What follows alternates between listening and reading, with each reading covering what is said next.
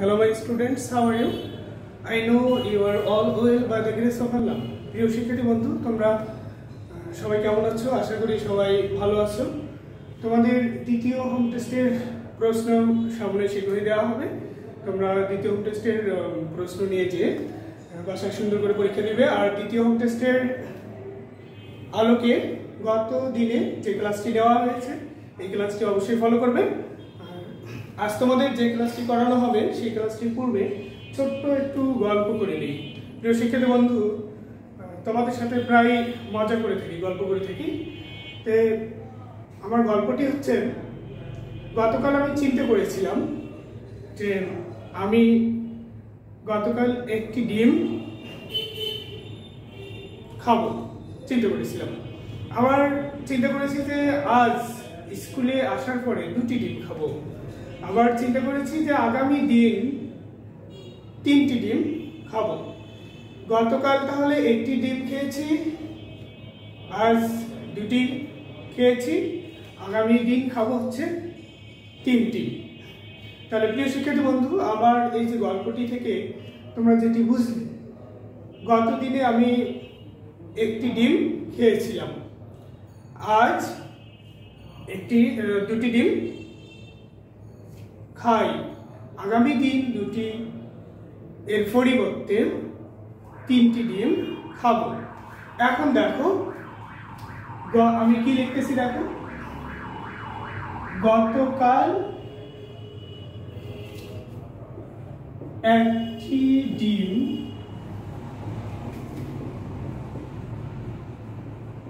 খেয়েছিলাম,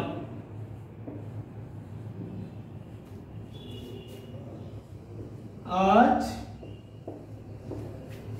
2টি ডিম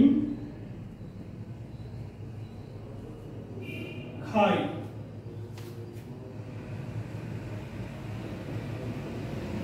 আগামীকাল 3টি ডিম খাবো। আমার গল্পটি ছিল এরকম যে গতকাল 1টি ডিম খেয়েছিলাম, আজ 2টি ডিম খাই, আগামীকাল 3টি ডিম খাবো। প্রিয় শিক্ষার্থী বন্ধু, আমার এই গল্পের মাঝে তোমার যে ইংলিশ গ্রামার বইটি রয়েছে, রায়ান ইংলিশ গ্রামার বুক, এখানকার কোন টপিকসটি আলোচনা হতে পারে একটু চিন্তা করে দেখি। ওকে, সুন্দর বলেছ। আসলে এই যে গতকাল যে 1টি ডিম খেয়েছিলাম, এটা একটা সময় ছিল, আজ 2টি ডিম খাই, এই যে মনে করো খাই বা খাচ্ছি, এটা হচ্ছে একটা সময়। আর আগামীকাল 3টি ডিম খাবো, এটা একটা সময়। তো দেখো গতকাল এটা কিন্তু পার হয়ে গেছে, এটা হলো অতীত। আর আজ এটা বর্তমান, আর আগামীকাল এটা কি ভবিষ্যৎ। প্রিয় শিক্ষার্থী বন্ধু, যে আমরা কোন অংশটি শিখবো বলো দেখি? আমরা শিখবো টেন্স। তাহলে কি শিখবো? TENS, tense. টেন্স মানে কি? কাল। প্রিয় শিক্ষার্থী বন্ধু, দেখো যে এখানে আমার গল্পের মাঝে কি পেয়েছো? যে সময় পেয়েছো। কি পেয়েছো? সময়। এখানে গতকাল একটা সময় ছিল, আজ একটা সময়, এখন যে বর্তমান আমি কথা বলছি, আর আগামীকাল এটা একটা সময়। তাহলে এই যে টেন্স মানে কাল বা সময়। এখন এই যে টেন্স, কাল, সময়, এই সময়টাকে আমরা 3টা ভাগে বিভক্ত করতে পারি। তো শিক্ষিত বন্ধু, কয়টা ভাগে বলো দেখি? 3টা ভাগে। একটা হচ্ছে বর্তমান, আবার অতীত, আর হচ্ছে ভবিষ্যৎ। তাহলে কি বলছি বলো দেখি? বর্তমান, অতীত, আর হচ্ছে ভবিষ্যৎ। তাহলে বর্তমানকে আমি ইংরেজিতে কি বলবো? প্রেজেন্ট বলবো। আর অতীতকে বলবো পাস্ট, আর ভবিষ্যৎকে বলবো ফিউচার। প্রিয় শিক্ষার্থী বন্ধু, তাহলে এখান থেকে আমরা একটা কোশ্চেন করতে পারি যে what is tense? What is tense মানে টেন্স কাকে বলে? টেন্স কাকে বলে? তাহলে দেখো প্রশ্ন, দেখো কি লিখেছি, দেখো তো, হোয়াট ইজ টেন্স? টেন্স কাকে বলে? তাহলে উত্তর কি হবে বলো তো? অবশ্যই আমার গল্পের আলোকেই উত্তরটি সাজাতে পারবো। ক্রিয়া বা কাজ সম্পূর্ণ হওয়ার সময়কে টেন্স বা কাল বলে। তাহলে কি লিখবো? ক্রিয়া বা কাজ সম্পূর্ণ হওয়ার সময়কে টেন্স বা কাল বলে। তাহলে লিখবো ক্রিয়া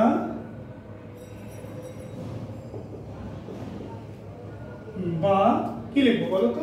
ক্রিয়া, এটা হচ্ছে ভার্ব, এটা হচ্ছে কি ভার্ব, যেটা বাংলায় আমরা কি বলি? ক্রিয়া। ক্রিয়া বা কাজ সম্পূর্ণ হওয়ার সময়কে, ক্রিয়া বা কাজ সম্পূর্ণ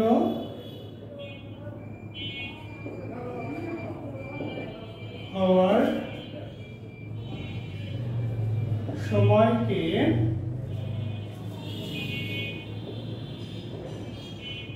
টেন্স বা কাল বলে।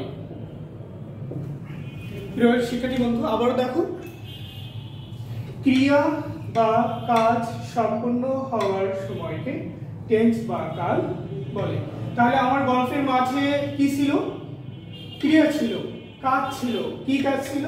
যে আমি ডিম খেয়েছিলাম, আমি ডিম খাই, আবার কি আমি ডিম খাবো, এরকম ছিল। এই যে খাওয়া, ইট। এখানে দেখো, এই যে ক্রিয়া বা কাজ সম্পন্ন হওয়ার একটা সময় ছিল। কি সময় ছিল? যে আমি গতকাল খেয়েছিলাম, আজ খাই, আগামীকাল কি করবো? খাবো। এখানে দেখো, তাহলে এটা সময়কে নির্দেশ করতেছে। কোনটিকে নির্দেশ করতেছে? সময়, অর্থাৎ কাল। ক্রিয়া বা কাজ সম্পূর্ণ হওয়ার সময়কে টেন্স বা কাল বলে। এখন আমরা জানবো যে টেন্স কত প্রকার। টেন্স কত প্রকার? তাহলে ইংরেজি মানে কোশ্চেনটা কি হতে পারে? How many kinds of tense?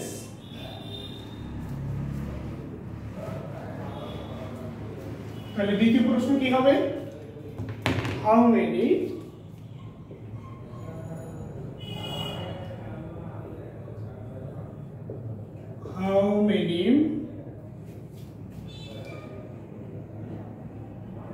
kinds of tense? How many kinds of tense? Tense কত প্রকার? টেন্স কত প্রকার? তাহলে উত্তর কি হবে? গল্পের আলোকে বলো। ওকে, সুন্দর বলেছো। তাহলে হবে টেন্স 3 প্রকার। টেন্স 3 প্রকার। কত প্রকার বলেছি? 3 প্রকার বলেছি। যথা, 1 নম্বর কি হতে পারে বলো দেখি? আমি এখন কথা বলছি, আমি তোমাদের ক্লাস নিচ্ছি। এটা কি হবে? এটা হচ্ছে বর্তমান কাল, বর্তমান সময়। এখন আমি ক্লাস নিচ্ছি, এটাকে আমি কি বলবো? Present tense. কি বলবো? Present tense. তাহলে 1 নম্বরে আমি কি লিখতে পারি? Present tense. 2 নম্বর কি লিখবো? Past tense. 3 নম্বর ফিউচার টেন্স। এখন দেখো, এখানে লেখা আছে প্রেজেন্ট টেন্স। প্রেজেন্ট মানে হচ্ছে কি বর্তমান, আর টেন্স মানে কি কাল। তাহলে প্রেজেন্ট টেন্স অর্থ হবে বর্তমান কাল।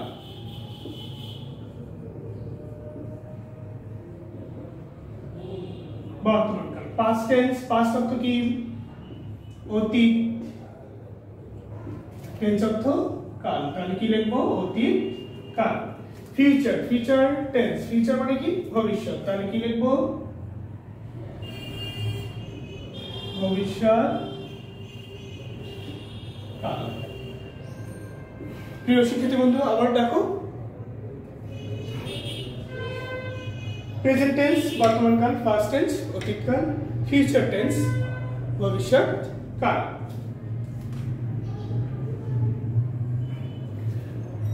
তাহলে আমরা টেন্সকে কয়টি ভাগে ভাগ করেছি? 3টি ভাগে।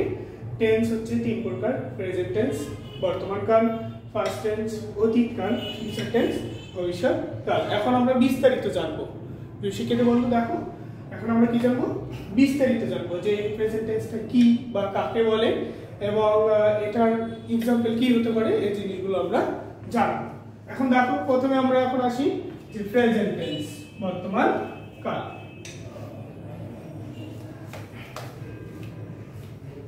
তাহলে প্রেজেন্ট টেন্স, এখানে কোশ্চেনটা কি হতে পারে, what is present tense?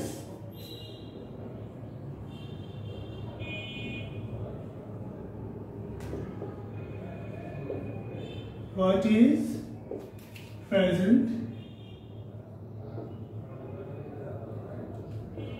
tense? What is present tense? বর্তমান কাল কি বা বলতে কি বোঝো? তাহলে বর্তমান কাল কি, একটু চেষ্টা করো যে কি হতে পারে। ওকে, সুন্দর বলছে, যে কাজ বর্তমানে হয় বা ঘটে তাকে প্রেজেন্ট টেন্স বা বর্তমান কাল বলে। তাহলে যে কাজ বর্তমানে হয় বা ঘটে, তাহলে বর্তমানে হয় বা ঘটে এরূপ কাজ বলো দেখি। যেমন আমি পড়ি, আমি যাই, আমি খাই, এগুলো হচ্ছে সবই কি প্রেজেন্ট টেন্স। তারপরে আরো কি থাকতে পারে, যে চিরন্তন সত্য, যেমন সূর্য পূর্ব দিকে উদিত হয়, পশ্চিম দিকে আবার অস্ত যায়, এগুলো কি চিরন্তন সত্য না? আমরা অর্থাৎ দেখবো যে ঘুম থেকে ওঠার পরেই তুমি কি দেখতে পাচ্ছ, পূর্ব দিকে সূর্য উদিত হচ্ছে, আবার পশ্চিম দিকে অস্ত যাচ্ছে। কখনো কি দেখেছো যে পূর্ব দিক ছাড়া অন্য কোনো দিকে সূর্য উদিত হয়েছে? অবশ্যই নয়। অর্থাৎ এটা হচ্ছে চিরন্তন সত্য। তাহলে আমরা এখানে বলতে পারি যে প্রেজেন্ট টেন্স বর্তমান কাল। তাহলে বর্তমান কালের সংজ্ঞাটা কি হবে, যে কাজ বর্তমানে হয় বা ঘটে। তাহলে উত্তরটা কি লিখবো, যে কাজ বর্তমানে হয় বা ঘটে তাকে কি বলা হয়, তাকে প্রেজেন্ট টেন্স বা বর্তমান কাল বলে। তাকে প্রেজেন্ট টেন্স বা বর্তমান কাল বলে। শিক্ষার্থী বন্ধু আবার দেখো কি লেখা আছে, যে কাজ বর্তমানে হয় বা ঘটে তাকে কি বলে, প্রেজেন্ট টেন্স বা বর্তমান কাল বলে। এখন দেখো এক্সাম্পল, যেমন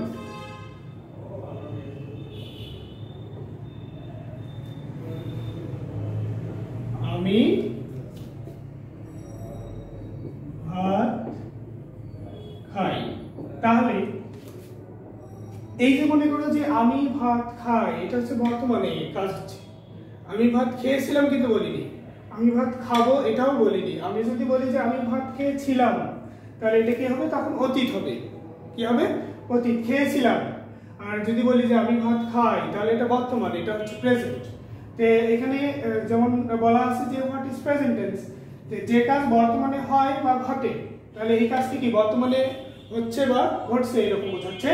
তো এরূপ যদি হয় তাহলে আমরা তাকে কি বলবো, প্রেজেন্ট টেন্স বা বর্তমান কাল বলবো। তাহলে এখানে আমি ইংরেজি কি, আই, খাওয়ার ইংরেজি ইট, কি খাই, ভাত, তাহলে কি হবে, আই ইট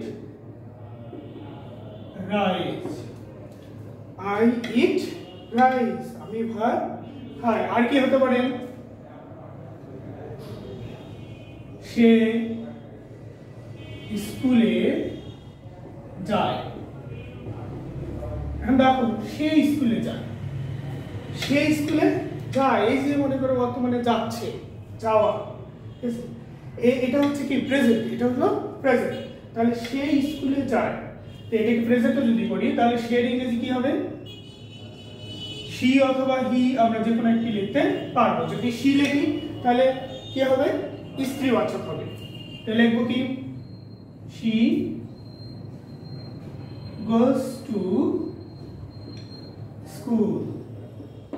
এখন দেখো এখানে শি গোস টু স্কুল লিখেছে, এখানে শি না লিখে হিউ লিখতে পারবো। কেন, যে সে দ্বারা পুরুষবাচক যদি বোঝায় তাহলে হি হবে, আর স্ত্রীবাচক বোঝালে শি হবে।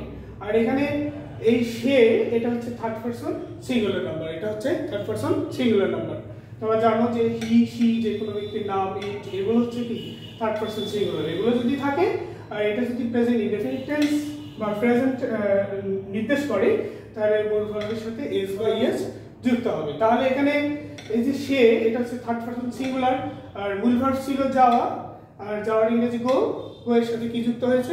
ইএসই যুক্ত হয়েছে। প্রিয় শিক্ষার্থী বন্ধু, তারপরে দেখো এটা হলো প্রেজেন্ট টেন্স। তোমরা যেহেতু ছোট, তোমরা জাস্ট একটু জেনে রাখবে, এখন আপাতত এর চেয়ে বেশি বিস্তারিত জানার প্রয়োজন নেই। প্রিয় শিক্ষার্থী বন্ধু, এরপর দেখো দ্বিতীয় কোশ্চেন কি হতে পারে। ওকে, সুন্দর বলেছ। What is first tense? What is first tense? তাহলে কোশ্চেনটা আগে লিখি। What is past tense?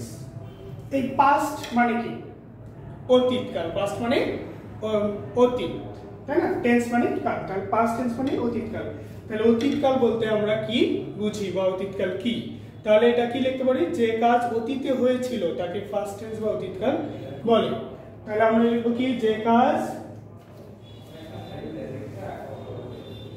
অতীতে হয়েছিল।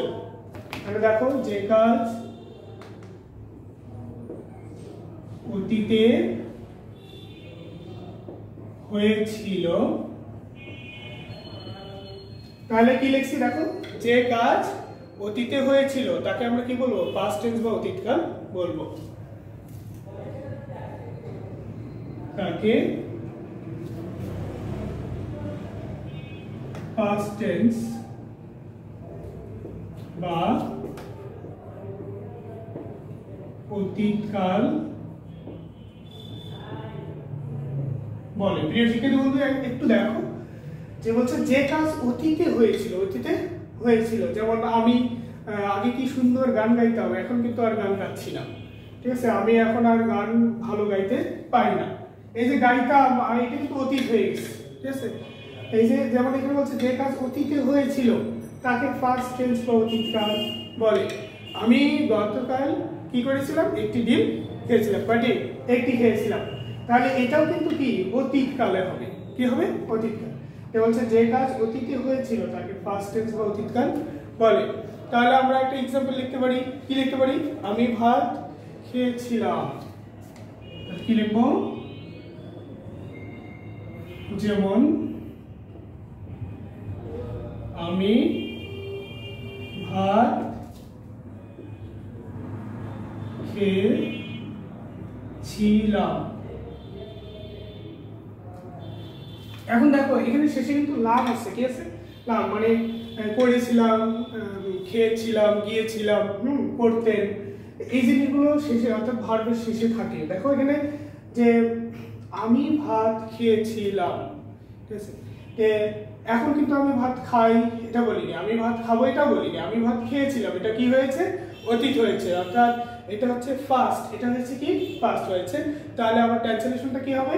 এখানে দেখো আমি ইংলিশ কি হবে? আই। খাওয়ার ইংরেজি কি? ইট, ইটের ফার্স্ট ফর্ম। এখানে মূল ভার্বের কি দিতে হবে? First form. প্রিয় শিক্ষার্থী বন্ধু, তোমাদের স্ট্রং ভার্ব, উইক ভার্ব এগুলো বলেছি, এগুলোর কাজ কিন্তু এখানে হবে। দেখো তাহলে আমি সাবজেক্ট কি হলো? আই। তাহলে খাওয়ার ইংরেজি ইট, ইটের ফার্স্ট ফর্ম কি? এট, এ টি, এট। তাহলে কি খেয়েছিলাম? ভাত খেয়েছিলাম। ভাতের ইংরেজি কি হবে? Right, R I C. তাহলে দেখো আমি ভাত খেয়েছিলাম, আমি ভাত খেয়েছিলাম। এইরকম যদি কোনো পাস্ট বা অতীত বুঝায় সিম্পল ফার্স্ট, তাহলে আমরা কি করব? যে মূল ভার্ব যেটা আছে এটার ফার্স্ট ফর্ম দেবো। এটা কি দেবো? First form. প্রেজেন্ট ফর্ম কিন্তু দেবো না, কি দেবো? First form. আবার যদি এটাকে প্রশ্ন করা হতো যে আমি কি ভাত খেয়েছিলাম, তখন কিন্তু এটা চেঞ্জ হয়ে যাবে। প্রিয় শিক্ষার্থী বন্ধু, আগে আমরা কি করবো? যে অ্যাফার্মেটিভ যে বাক্যটা রয়েছে, হ্যাঁ, এই বাক্যটা গঠনটা আমরা শিখবো। অ্যাফার্মেটিভটা যখন আমার ক্লিয়ার হয়ে যাবে তখন আমি ইন্টারোগেটিভ সহজেই বুঝতে পারবো। এরপরে দেখো ফার্স্টের পরে কি হতে পারে? Future. What is future tense? তাহলে কি হবে বলো? What is future tense?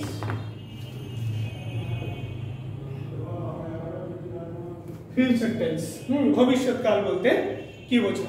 তাহলে যে কাজ ভবিষ্যতে হবে, তাহলে অর্থটা কি হবে বলো দেখি? যে কাজ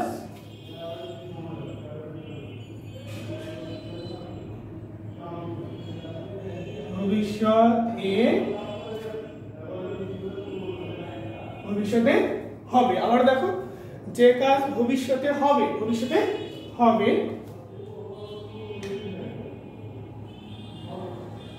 ভবিষ্যতে হবে এরূপ যদি বোঝায় তাহলে আমরা তাকে কি বলতে পারি? তাকে আমরা ফিউচার টেন্স বা ভবিষ্যৎকাল বলবো। হবে তাকে ফিউচার টেন্স বলে, ফিউচার টেন্স বা ভবিষ্যৎকাল। তাহলে ফিউচার মানে কি? ভবিষ্যৎকাল। এখন দেখো ভবিষ্যৎ বলতে আমরা কি বোঝাচ্ছি? যেমন আমি ভাত খাবো, আমি কিন্তু এখন আর কি খাই না, খেয়েছিলাম এটাও না, আমি ভাত খাবো। তাহলে যেমন আমি ভাত খাবো, তাহলে দেখো ট্রান্সলেশন কি হবে? আমি ভাত খাবো, এটা কিন্তু ফিউচার, ভবিষ্যৎ। তাহলে I shall eat rice, I shall eat rice। প্রিয় শিক্ষার্থী বন্ধু, সিম্পল ফিউচার যদি হয়, সিম্পল ফিউচার বলে কি হবে? যে সাবজেক্টের পরে শ্যাল অথবা উইল বসবে, আর মেইন ভার্ব যেটা আছে এটা প্রেজেন্ট ফর্ম বলবে, মেইন ভার্বের প্রেজেন্ট ফর্ম। প্রিয় শিক্ষার্থী বন্ধু, আবার দেখো যে আমি ভাত খাবো, অর্থাৎ আমি ভাত খেয়েছিলাম এটাও কিন্তু নয়, আমি ভাত খাই এটাও নয়, আমি ভাত খাবো এটা কি ভবিষ্যৎকে নির্দেশ করতেছে, অর্থাৎ এটা সিম্পল, অর্থাৎ ফিউচার অথবা ফিউচার ইনডেফিনিট বলা যায়।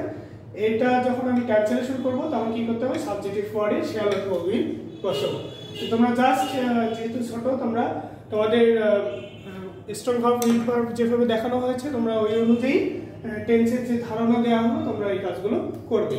প্রিয় শিক্ষার্থী বন্ধু, তোমাদের তাহলে বাড়ির কাজ কি থাকতেছে বলো দেখি? ওকে, সুন্দর বলেছ।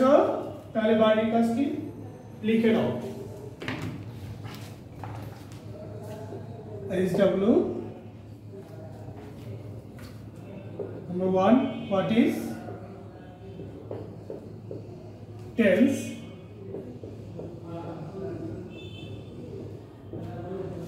Number 2, how many kinds? How many kinds of tense? Tense. 3, what is present tense? What is present tense? Give example.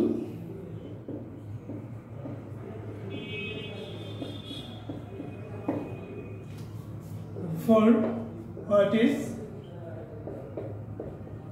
past tense?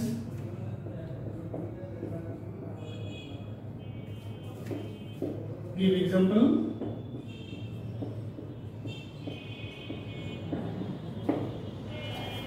5, what is future tense? Future tense.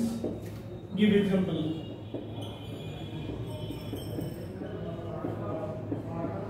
প্রিয় শিক্ষার্থী বন্ধু, এগুলো বাসায় সুন্দর করে কাজ করবে, আর মনে রাখবে যে অবশ্যই বুঝে বুঝে কাজ করবে। আর যে কোনো সমস্যা হলে আমার মোবাইল নাম্বার রয়েছে, এখানে যোগাযোগ করবে। দ্বিতীয় হোম টেস্টের জন্য ভালো প্রস্তুতি নাও এবং ভালোভাবে পরীক্ষা দাও, পরীক্ষা অংশগ্রহণ করো। সবাই সুস্থ থাকো, সুন্দর থাকো, ভালো থাকো। আল্লাহ হাফিজ।